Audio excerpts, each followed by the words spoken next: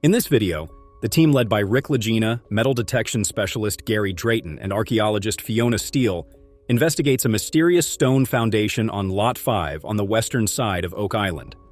The team has been working on the discovery for 2 years and has discovered a number of clues that point to it possibly being related to the mystery surrounding Oak Island. The discoveries include iron tools connected to Sir William Phipps, an English politician from the 17th century who plotted with a high-ranking Freemason named Andrew Belcher to bury a massive cache of Spanish silver and gold on Oak Island in 1687. Gary is permitted to identify possible metal targets in the Lot 5 feature, which has grown 2 to 3 times in size from when it first appeared. Nevertheless, the feature is still not fully exposed, and it takes time to accomplish it correctly. According to Gary, there are only 3 metals that can produce that sound: copper, lead, or gold. The team wants to locate the gold and invite Gary to do a gold dance, which they intend to do next. The crew is seeking to solve the enigma of the Lot 5 stone foundation and its relation to the Oak Island mystery. They are excavating and calling back for additional exploration when the pit is nearly finished. They are also looking into a non-ferrous target discovered on Lot 5, which lies on the island's western edge. Jack Begley, Craig Tester, and El Nean are searching for an elaborate copper button that might provide information about the feature's inventor, the brick building in the swamp, and perhaps even the money pit. The group is eager to hear Emma Culligan's scientific evaluation of the button since they think it's rather special.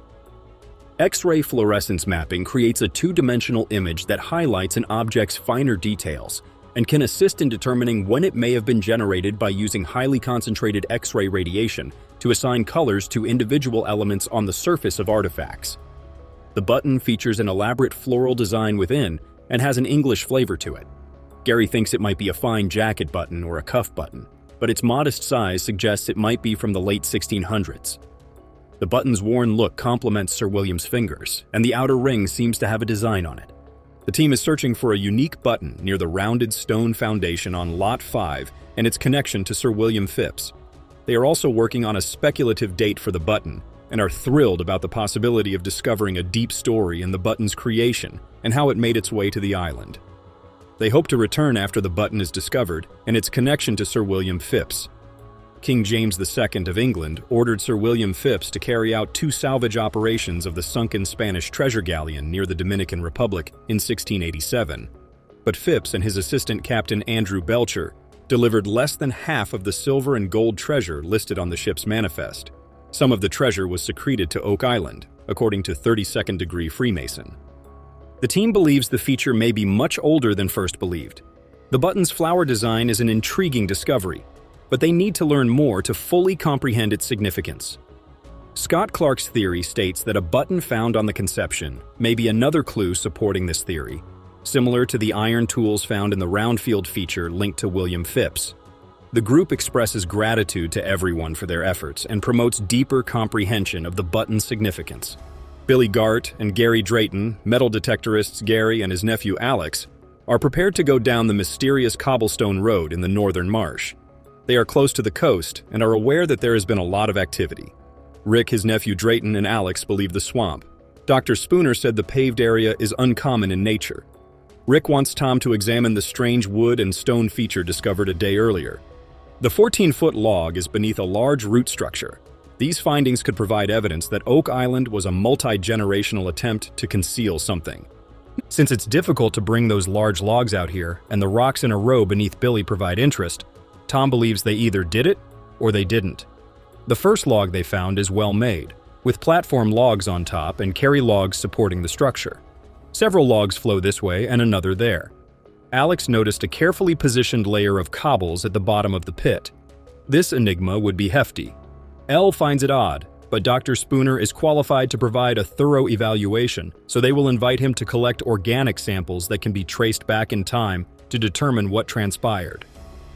To learn more about the mysterious edifice and its solutions, Rick, his nephew Alex, and metal detectorists Gary Drayton and Billy Gart combed the grass for clues to a hidden cobblestone road. Because of its uncanny likeness to the Masonic all-seeing eye, the Oak Island crew named the triangle-shaped swamp's mysterious circular creation the Eye of the Swamp. This is the first structure that leads directly to the eye. Dr. Spooner's cores reveal ancient industry, In 2019, the crew discovered the swamp's eye was a man-made structure when examining a puzzling circular creation in the triangle-shaped marsh. Formation of boulders. After researching organic elements, Dr. Spooner revealed startling information to the crew about the feature's creation dates, which range from 1680 to 1700. The crew is currently investigating the possibility that 17th-century English treasure hunter and politician Sir William Phipps and his Masonic companion Captain Andrew Belcher hid a massive treasure stash in the Money Pit. The team hopes to date these logs after discovering iron tools in Lot 5's circular feature that were scientifically related to William Phipps's birthplace. These enormous logs give the impression that the area serves a purpose, as working in a bog requires a platform. Phipps could be an option. If it was 1680 or earlier, the squad will continue to search for additional metals. In order to examine the eye of the swamp and its potential connection to the two artificial features, Bobby Dazzler's and Top Pocket discoveries are used. At the National Historic Site of L'Anse aux Meadows in Newfoundland, Marty Lagena, researchers Doug Crowell, Emiliano Stell, archaeologist Elle Nen, and archaeometallurgist Emma Culligan are meeting with Parks Canada manager Loretta Decker and archaeologist Kevin Smith. The site, which is approximately 31 square miles in size, is currently the only confirmed Viking settlement in North America. Since its discovery in 1960, nearly 800 Viking and Norse artifacts have been found, along with the remains of 8 buildings and a forge for making iron tools. L'Anse aux Meadows is the first evidence of European presence in North America, with the Norse arriving from Greenland around 1,000 years ago. The team came to L'Anse aux Meadows because they followed an east-to-west passage led by Norwegian explorer Helge Ingstad, which led them to Scandinavia, and found evidence that the Norse might have been involved on Oak Island. They are now looking for more evidence at L'Anse aux Meadows that may help connect the descendants of Vikings and the Knights Templar to the Oak Island mystery. The team is trying to figure out where the Vikings or Norse might have gone specifically on Oak Island. They believe there may not have been here during the summers, but they may have been working in the fall after returning from their expeditions. They also know that butternuts and a butternut burl were found nearby, indicating that the Norse explored much further south. The team is exploring the connection between Viking descendants and the Templars, as mentioned in the sagas. They believe that the Norse visited Rome to meet with the Pope, which put the Pope in direct control of them. The sagas also mention that the Norse were claiming land to the west on Oak Island. They have found evidence of European activity in the 13th century, suggesting that the Norse may have played a role in the area. Lagena Marty believes that the Norse may have contributed to the happenings at L'Anse aux Meadows because a Viking-era blacksmith has been working there for 25 seasons. Lagena and her group have recovered an artifact from 1965 that was discovered during an excavation in Nova Scotia and bore resemblance to the Viking era. The team is also investigating the possibility of using bog iron, a naturally forming iron deposit found in swamps or rivers, to make the iron arrowhead. Bog iron is a material commonly used by Vikings and their descendants, and Emma Culligan, who has conducted X-ray fluorescent spectrometer scans on the arrowhead, believes that these levels indicate pre-1700s. This could support the other dates from their other findings on the island in a medieval context and help prove that the artifact is of Scandinavian origin. The team is eager to gather data on bog iron and compare Oak Island artifacts to potential bog iron. The journey to L'Anse aux Meadows has grown more complicated, and they are eager to get back to the island to investigate the relationship between the Templars and Vikings in more detail. To the island's history. The remains were discovered on opposing sides of the island. The discovery of bones belonging to individuals of Middle Eastern and European descent led to the conclusion that these men may have been members of the Knights Templar. Gary Drayton, an additional member of the Lagena team known as the Metal Finding Ninja, discovered a medieval-era cross and a stone with Greek letters. After analyzing the relics, Zena Halpern argued that they may be associated with Tannin, the Phoenician deity of fertility. These discoveries appeared to support the hypothesis that the Knights Templar had visited the island. However, after analyzing the artifacts, Zena Halpern hypothesized that they were associated with tannin. When the cross's lead covering was removed, it was discovered to be made of gold, leading some to presume it was used to smuggle gold. In addition, some individuals believed the cross may have been used to transport gold. The Lagena brothers believed that their discoveries were more important than those of their contemporaries. Are you currently appreciating this video? Be careful to subscribe and enable post notifications to be notified immediately when a new post is published. In spite of this, they remained enthusiastic about continuing their search for treasure on Oak Island, which was fueled in part by their desire to uncover the island's mysteries as they proceeded. They made additional discoveries, including the discovery of various types of stone tablets in the money pit. Initially, the tablets were considered to be nothing more than ordinary artifacts, but after further investigation, it became apparent that they could represent evidence of Viking occupation of the island. Oak Island exploration has been a phenomenal experience for the Lagena brothers. Through their partnership with the television network, they were able to achieve financial success despite not discovering any genuine treasures. As a consequence of the show, they now own 50% of the island and have become billionaires. They remain committed to their work in the hopes that one day, with a little luck, they will find the treasure chests buried somewhere beneath Oak Island. Researchers on the team have just discovered something no one was meant to see.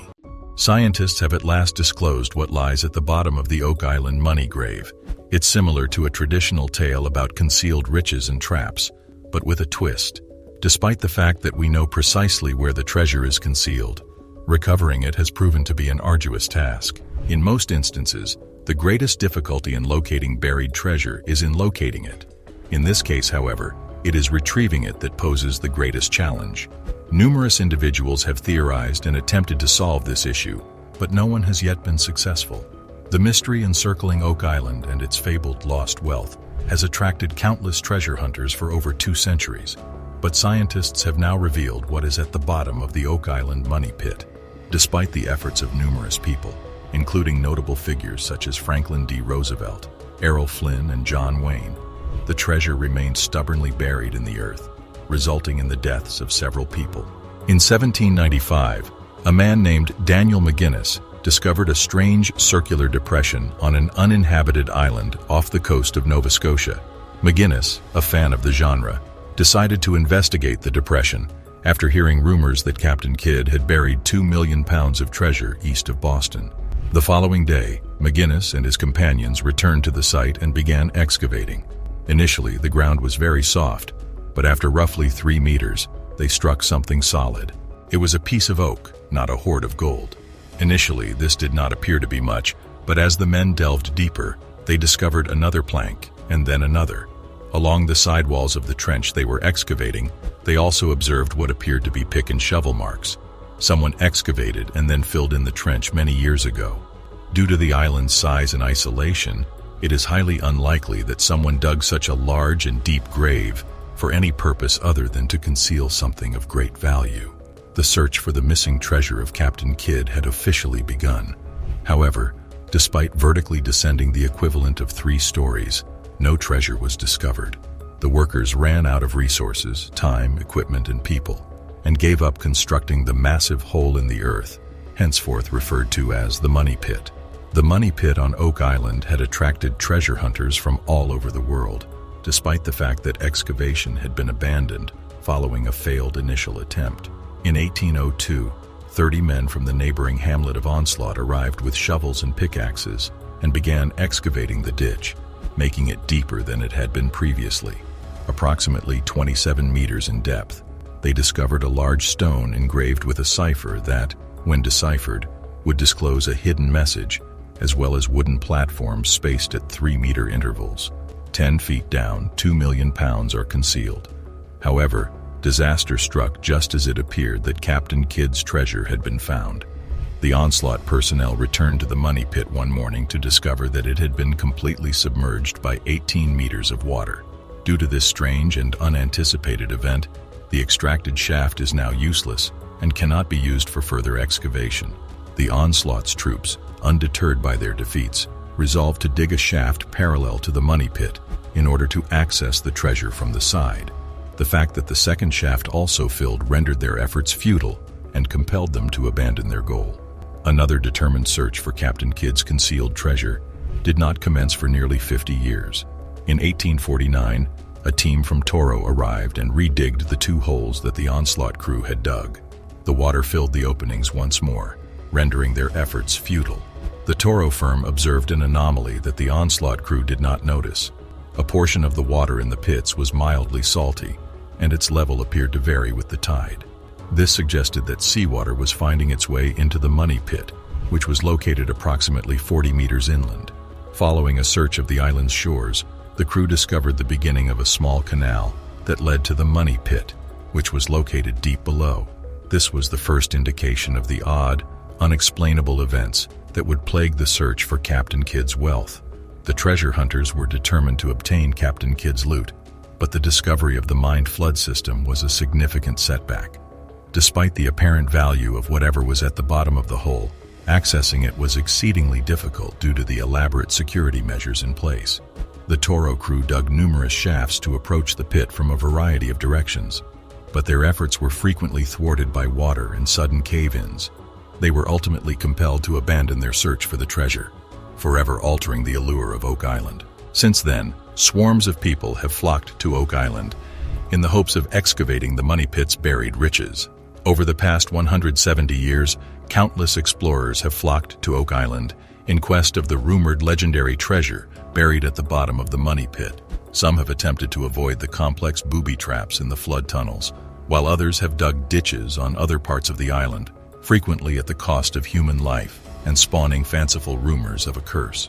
In spite of the development of ever more advanced instruments, such as steam pumps in the 1860s and divers in 1909, treasure hunters have attempted and failed throughout history. Even though they sent apparatus for digging and divers to the island in 1909, the old gold salvage gang was unable to break Oak Island's curse. Franklin Delano Roosevelt, the future president of the United States, is rumored to have been a member of the original Gold Savage group and to have been fascinated by its mystery throughout his entire existence. Errol Flynn and John Wayne, two of Hollywood's greatest stars of the 1930s, donated money to multiple expeditions. According to legend, King George VI of England instructed two treasure hunters to submit their finds. Despite numerous searches, the treasures of Oak Island have evaded discovery. Rick and Marty Lagena, brothers who were filming their treasure search on Oak Island for the History Channel, were in charge. The fact that this is the 9th season of the program could be indicative of how successful their quest has been thus far. The siblings have unearthed a variety of intriguing artifacts, such as money, weapons, and jewelry, but they have yet to find Captain Kidd's legendary loot. The longer one searches without discovering the treasure, the more reasonable it becomes to question its very existence. The story should be regarded as a myth, despite the fact that many people have searched for his riches. The discovery of evidence that Daniel McGinnis had discovered the Money Pit in the 1790s did not occur until 1857. In addition, the account differs based on the cited source. There is little evidence to suggest that Captain Kidd concealed valuables on Oak Island, and the popular conception of pirates is wholly fictitious. Walking the plank and other stereotypes, such as parrots and prosthetic legs, are not supported by substantial evidence. The portrayal of Robin Newton as Long John Silver in the 1950 film adaptation of Treasure Island also contributed to the mythologizing of the infamous pirate incident. Contrary to conventional belief, there is only one well-documented case of a pirate actually burying treasure, and it wasn't them, Captain William Kidd. Be sure to stay informed and subscribe for more information on recent discoveries and findings. On Gardner Island, 500 miles away, Kidd buried his wealth, which was discovered less than a year later and used as evidence in his trial and execution. However, it is also conceivable that Kidd hid treasure on Oak Island. Why would Kidd, or any pirate for that matter, go through the trouble of excavating a 30-meter-deep booby-trapped pit to conceal treasure if the objective was merely to keep anything valuable secure? A few meters would have sufficed, correct? Even if Kidd did bury wealth on Oak Island, it is likely lost forever due to the inability of modern technology, such as ground-penetrating radar, to discover it.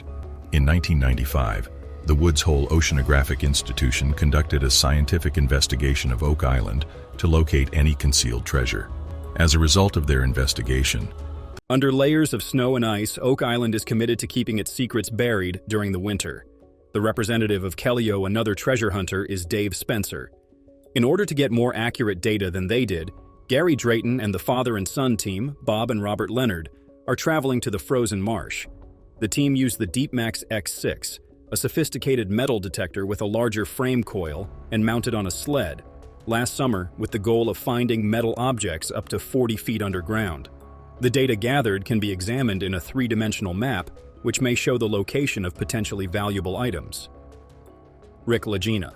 They were hoping to get large numbers in the swamp near the northern end of the swamp, on land owned by Fred Nolan's family, and the team's commander is persistent and has succeeded in doing so.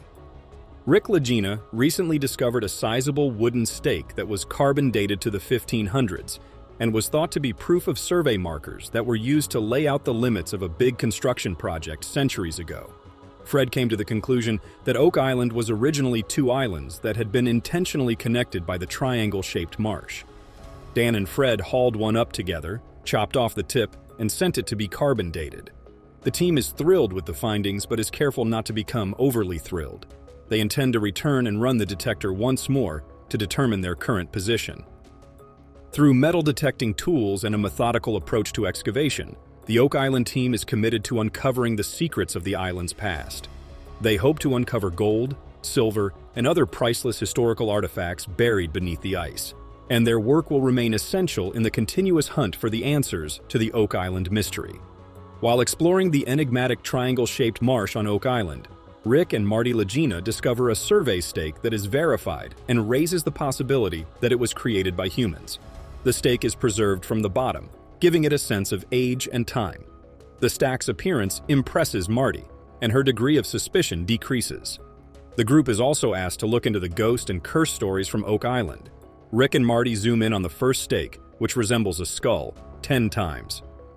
After hearing footsteps in a boogeyman but finding nothing, paranormal investigator Linda Harry talks about her encounters with the swamp and its mysterious aura. The investigators then take Marty and Rick to the swamp, where they had encountered odd, inexplicable events. Marrow. Jennifer. Because of the energy it emits, one of the investigators feels most uneasy in the swamp. She is concentrating on the trees there and feels that anything buried on Oak Island should remain undisturbed. 5 indication lights on one of the small green lights on the swamp can read electromagnetic. Some individuals think it's best to leave something buried on Oak Island alone. Jennifer is uneasy and keeps looking over her shoulder as though someone is watching her from behind. The researchers have detected a significant impact on the K2 signal, and they are interested in what they found and whether it was the result of a straightforward mechanical issue. Researchers are trying to learn the truth about the swamp's enigmatic nature after numerous people reported seeing unusual, inexplicable events there.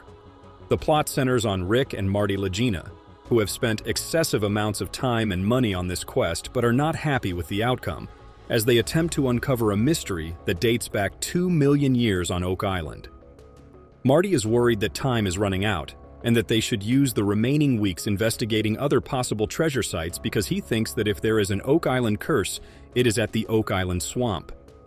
They have collected miles of data and run countless tests, all of which point to the existence of something strange beneath the acres of dark, brackish water. However, when the data is tested, the results are frequently definitive or vanish completely. Though they have not received any inconclusive data on any of these places, the team has conducted 2 types of GPR and the X6 and confirmed hits on a number of targets, including the top 4, the Earth and Berm, the Mercy area, and the new theory, the Enochian Chamber. Rick suggests that they dig something and dig it properly since he is tired of the swamp and wants to stop looking into it. Rick agrees to look at the data in the can and choose 2 sites to continue their inquiry. But Marty agrees because he despises the word "quird" and wants to stop using remote sensing. The group is still dedicated to their goal and will keep excavating and investigating the marsh.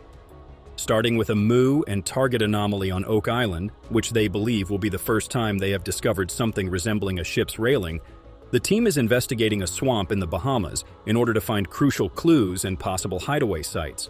Because it enables them to take an X-ray of the island from below on Swamp Road, the muon technology is fascinating. They discover a potential muon target that they think is worth investigating. Gary takes out a piece of wood that resembles the ship's railing that we discovered nearby that dates to the 700S or 800S. This could be a useful discovery for carbon dating. Steve and Rick are also curious about the muon anomaly, and they intend to contact him regarding the railing they saw. Rick and Marty are nearly finished with their search, but there are still some things they need to discover in the swamp. Gary discovered a number of relics near the edge of the swamp, but no metal. Rick discovered an intriguing piece of wood that is particularly noticeable. The survey stake is from this corner and is perhaps 10 feet deep. It resembles the stakes we discovered in the cobble route. The group is worth carbon dating for 2 reasons. A railing known as leading the witness is one example of something they think will come from the same age. The question is whether it will. The group concurs that excavation on Oak Island is usually beneficial because it yields surprising findings. In this week's episode of The Money Pit, they have finished the Idian anomaly and are prepared to move on to their next project, even if it isn't as fascinating as the previous 2. They still have some items to study. In the northern part of the triangle-shaped swamp, Rick and Marty Lagena, their partner Craig Tester, and their team are investigating a 230-year-old treasure mystery. They have found a new pair of man-made features, a stone pathway, and a small cellar, or vault. The team is intrigued by the tight distribution of sizes, which they believe could be related to Anthony Graves, a farmer who bought most of Oak Island in 1857. As they delve deeper into the swamp, they find a square, vault-like structure submerged in the swamp. Its purpose is unknown, but they hope to learn if it served as a hiding place for Anthony Graves' belongings. They also find a piece of brick attached to the structure, which they believe is some kind of pipe.